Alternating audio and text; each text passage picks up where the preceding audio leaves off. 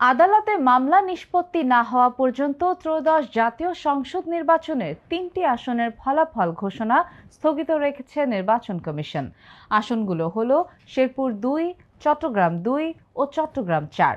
বৃহস্পতিবার নির্বাচন কমিশনের জারি করা পৃথক ৩টি চিঠি থেকে এই তথ্য নিশ্চিত হওয়া গেছে। ইসি জানিয়েছে, উচ্চ আদালতের নির্দেশনা অনুযায়ী এই সিদ্ধান্ত নেওয়া হয়েছে। চট্টগ্রাম ৪ আসনের প্রার্থী মোহাম্মদ আসলাম চৌধুরী নির্বাচনে প্রতিদ্বন্দ্বিতা করার সুযোগ পেলেও তার ফলাফল স্থগিত থাকবে। চিঠিতে বলা হয়েছে, আপিল বিভাগে দায়েরকৃত মামলা চূড়ান্ত নিষ্পত্তি না হওয়া পর্যন্ত তার নির্বাচনী ফলাফল প্রকাশ করা যাবে না। চট্টগ্রাম ২ আসনের প্রার্থী সরোয়ার আলমগীর এর ক্ষেত্রেও একই নির্দেশনা দেওয়া হয়েছে।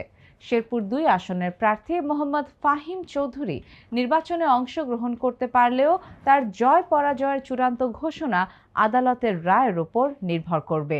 জানা গেছে, আদালত থেকে মামলাগুলোর নিষ্পত্তি হলেই কেবল এসব আসনের ফলাফল গ্যাজেট আকারে প্রকাশিত হবে।